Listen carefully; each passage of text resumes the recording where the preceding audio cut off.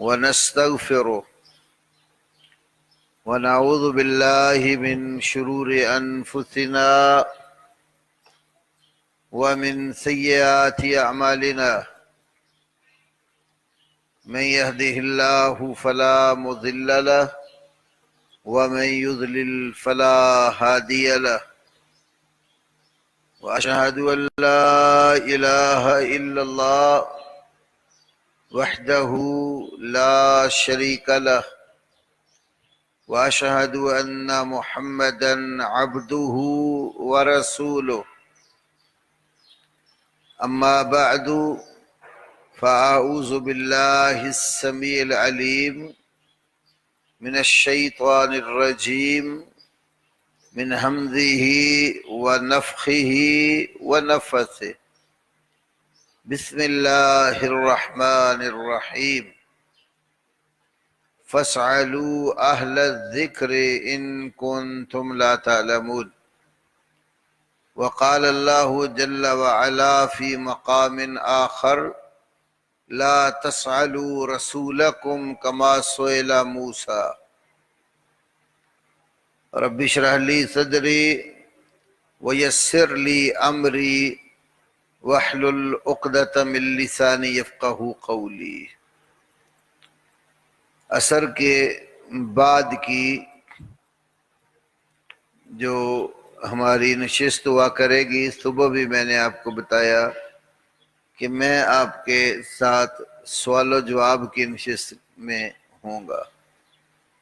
باقی علماء کرام جو آیا کریں گے رمضان المبارک میں، ان کے مختلف ٹاپکس ہوں گے جس پر وہ گفتگو فرمایا کریں گے۔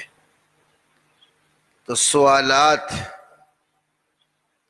اس کے بارے میں چند ایک باتیں ہمیشہ ذہن میں رکھنی چاہیے۔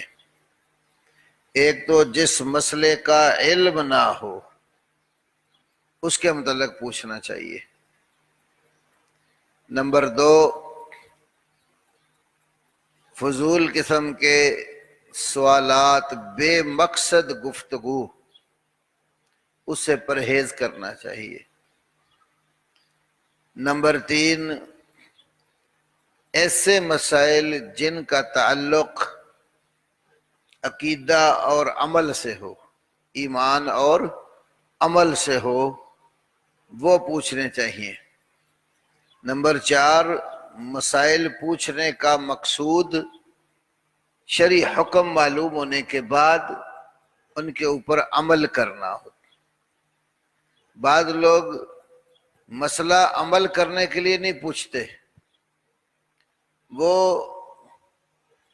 جنرل معلومات لینے کے لیے یا سوال کا جواب دینے والے شخص کا امتحان لینے کے لیے پوچھتے ہیں۔ تو اس کا نہ سائل کو فائدہ ہوتا ہے نہ مسئول کو فائدہ ہوتا ہے۔ یہ سوائے وقت ضائع کرنے کے اور کچھ نہیں ہوتا۔ تو اس مختصر سی تمہید کو سامنے رکھ کر آپ سوالات لکھیں۔